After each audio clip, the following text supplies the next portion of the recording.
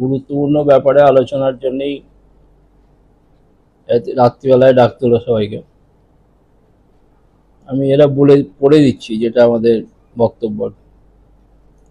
সর্বভারতীয় তৃণমূল কংগ্রেসের সাধারণ সম্পাদক মাননীয় অভিষেক বন্দ্যোপাধ্যায়ের নির্দেশে পূর্ব বর্ধমান জেলা তৃণমূল যুব কংগ্রেসের সহসভাপতি, কাটোয়া বিধানসভার অন্তর্গত দাঁইহাটের বাসিন্দা শ্রী শুভেন্দু কুমার দাস ওরফে সুমনকে দল বিরোধী কার্যকলাপের জন্য আজীবন দল থেকে বহিষ্কার করা হলো। কেন বহিষ্কার করা? দল বিরোধী কার্যকলাপের জন্য। কি ধরনের দল বিরোধী কাজ? অনেক কিছু আছে, সেটা রাজ্য নেতৃত্ব বিশ্লেষণ করে দেখেছে, তারপরে তারা সিদ্ধান্ত নিয়েছে। দেখা গেছে যে এই সুমন দাস, শুভেন্দু কুমার দাস, আর তাকে দেখা গেছে যে আজকে একটা কাগজ আমরা পেয়েছি যেখানে দেখা যাচ্ছে তিনি হাইকোর্টে এনআইএ এর তদন্তের দাবি করেছে কাটোয়া বিস্ফোরণ কাণ্ডে। সেটাও কি এর একটা কারণ?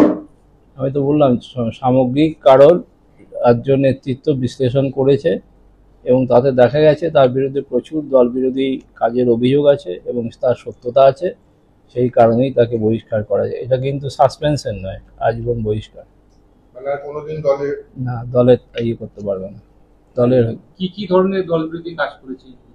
আমি তো বললাম এগুলো রাজ্য নেতৃত্ব ঠিক করেছে, দেখেছে, তারা বিশ্লেষণ করে বলেছে।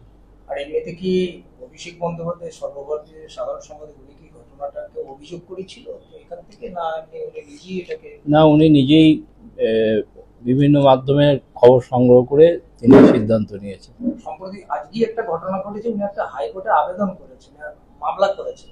সেই মামলাতে রাজ্য প্রশাসনের প্রতি অনাস্থা প্রকাশ করে কেন্দ্রীয় এজেন্সিকে দাবি করেছেন তদন্তে।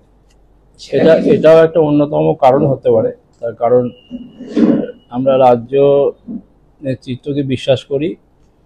আমাদের রাজ্যের মাননীয় মুখ্যমন্ত্রী মমতা বন্দ্যোপাধ্যায় যে প্রশাসন চালান তার প্রতি তৃণমূল কংগ্রেসের প্রত্যেকটা কর্মীর সমর্থন থাকা উচিত এবং শ্রদ্ধা থাকা উচিত, না হলে তৃণমূল কংগ্রেসের করার তার কোনো অধিকার নেই।